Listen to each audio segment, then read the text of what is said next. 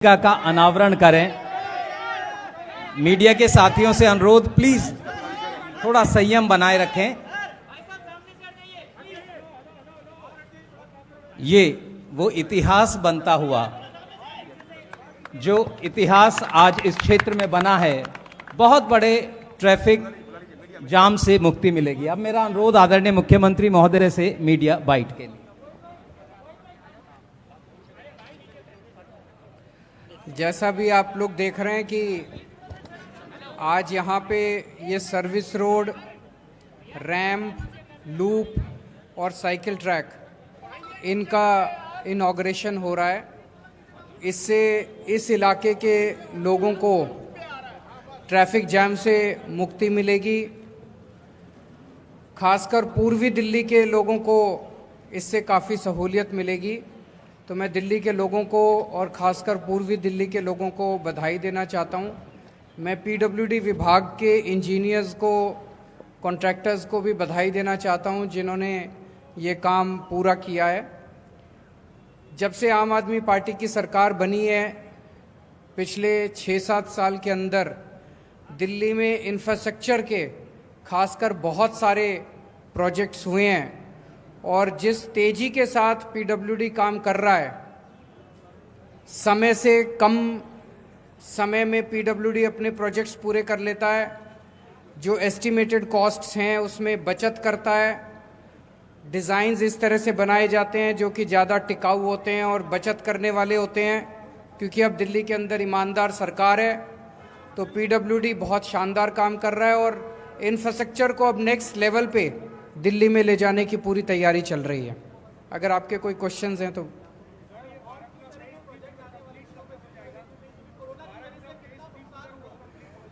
ये वाला पूरा 1.5 साल और लगेगा, मार्च 23।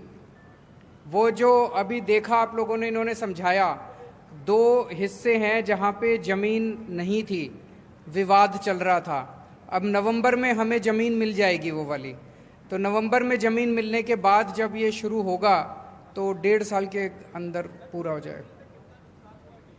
किसकी वजह से?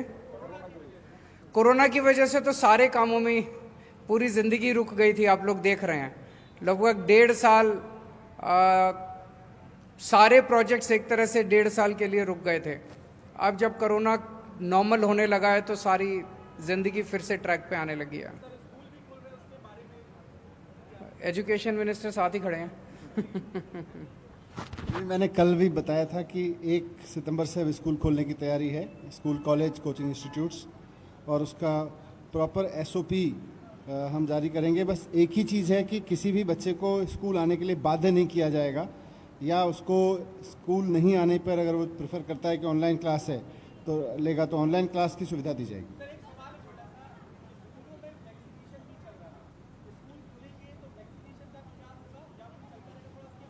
जहाँ जहाँ वैक्सीनेशन चल रहा है हमने उसकी पूरी समीक्षा कर ली है।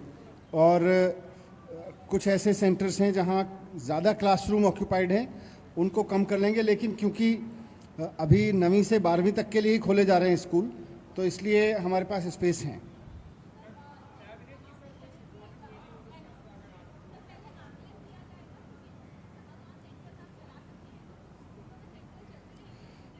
सेंटर भी चलते रहेंगे क्योंकि क्लासरूम काफ़ी हैं और नए भी बन गए हैं, तो क्लास रूम्स की कमी नहीं है हमारे पास। क्लासरूम्स जहाँ जहाँ राशन बंटने का और वैक्सीनेशन का काम जिन स्कूलों में चल रहा है वो चलता रहेगा। उसको थोड़ा सा बच्चों से अलग कर देंगे ताकि बच्चे उनके कांटेक्ट में ना आए। और जैसा अभी मंत्री जी ने बताया कि चूँकि अभी 4 ही क्लासेस खुल रही हैं तो ऐसा कोई स्पेस की प्रॉब्लम नहीं है। जो उन्होंने कहा, जी अभी कैबिनेट की मीटिंग हुई थी और उसमें कई सारे अहम निर्णय लिए गए हैं। एक तो door step delivery of services. जैसा आप लोग जानते हो कि लगभग 150 सर्विसेज ऐसी हैं दिल्ली के अंदर जो 1076 फ़ोन नंबर पे आप फ़ोन करो और आपके घर पे आके सरकार आपका काम करके जाती है। ये सर्विस केवल इंडिया में नहीं, पूरे देश में अपने तरह की अकेली सर्विस है। आपको अपना कोई भी काम कराना है सरकार से, आप फ़ोन करो और घर आके अफसर आपका काम करके जाता है। ये जो सर्विस कंपनी दे रही थी, जिस कंपनी को पिछले वाला कॉन्ट्रैक्ट मिला था, वो अभी इस महीने पूरा हो रहा है। तो इस सर्विस को एक नए तरीके से और ज़्यादा अच्छा बना के, सुदृढ़ बना के दोबारा इसको टेंडर को फ्लोट किया जाएगा।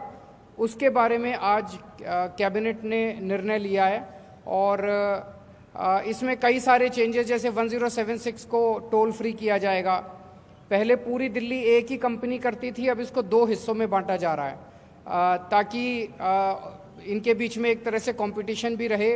बाई चांस एक कंपनी का काम ठीक नहीं होता तो दूसरी कंपनी को इन्वॉल्व किया जा, तो 2 हिस्सों में इसको, इस तरह के कई सारे चेंजेस हैं जो अभी थोड़ी देर में प्रेस रिलीज के जरिए आपको बताए जाएंगे। दूसरा, हेल्थ इंफॉर्मेशन मैनेजमेंट सिस्टम, जो आप लोग जानते हैं कि दिल्ली के सारे अस्पतालों को एक साथ जोड़ा जा रहा है, सबको एक प्लेटफॉर्म पे लाया जा रहा है और एक पोर्टल बनाया जा रहा है जिसके ज़रिए हमें पता रहेगा किस अस्पताल में कितने बेड खाली हैं, किस अस्पताल में कौन सी कितनी दवाई है, सारी स्टाफ पोजीशन, मेडिकल पोजीशन, सारी चीज़ें, बेड कितने, किस अस्पताल में कितने वेंटिलेटर खाली हैं, आपको क्लिक ऑफ द बटन पे पता चल जाएगा।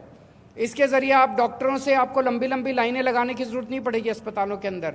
आप अपने फ़ोन के ऊपर ही डॉक्टर से अपॉइंटमेंट फिक्स कर सकते हैं और तय समय के ऊपर आप अस्पताल जा सकते हैं।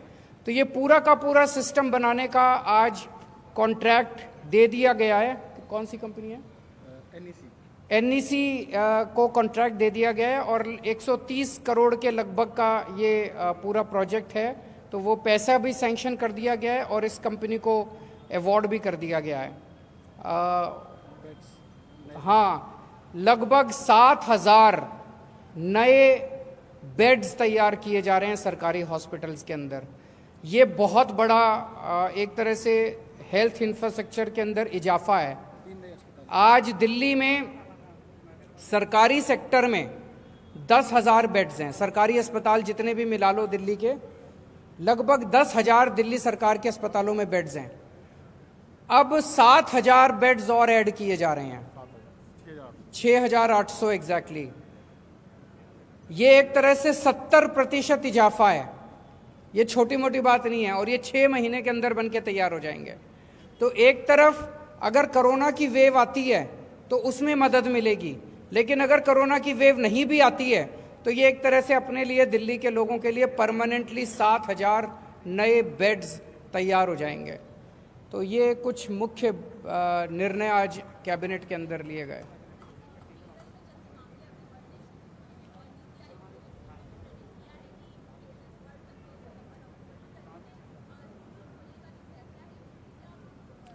आज दिल्ली के अंदर स्थिति कंट्रोल में है और सबको ये लग रहा, पेरेंट्स भी, एक समय ऐसा था जब पेरेंट्स कहते थे जी हमें बच्चों की बड़ी चिंता है, अभी मत भेजना। अब पेरेंट्स आके कहते हैं जी जल्दी जल्दी स्कूल खोलो ताकि हमारे बच्चे स्कूल आ सकें और पढ़ाई शुरू हो सके। तो अभी दिल्ली के अंदर डेली 30, 40, 50 केसेस आ रहे हैं और हम 70,000 टेस्ट करते हैं। तो स्थिति कंट्रोल में है। हम इस पे नज़र रखेंगे, लगातार नज़र रखेंगे। स्कूल खोलते हैं, धीरे धीरे खोलते हैं। अगर दोबारा बंद करने की ज़रूरत पड़ी तो देखते हैं, लेकिन अगर स्थिति नॉर्मल रहती है, भगवान ना करे, अगर थर्ड वेव नहीं आती तो बहुत अच्छी बात है, फिर धीरे धीरे सारे स्कूल कॉलेज खुल जाएं। एग्जैक्ट डेटा मेरे पास। दिल्ली में टोटल 1,30,00,000 से ज़्यादा लोगों को वैक्सीनेशन की जा चुकी है, जो फर्स्ट डोज और सेकंड डोज मिलाकर है, और सेकंड डोज जो है 30 लाख से ज़्यादा लोगों को लगाई जा चुकी है। तो कुल मिलाकर दिल्ली की जो एडल्ट पॉपुलेशन है, एडल्ट पॉपुलेशन के बहुत बड़ी संख्या में लोगों को वैक्सीनेशन लगा चुके हैं।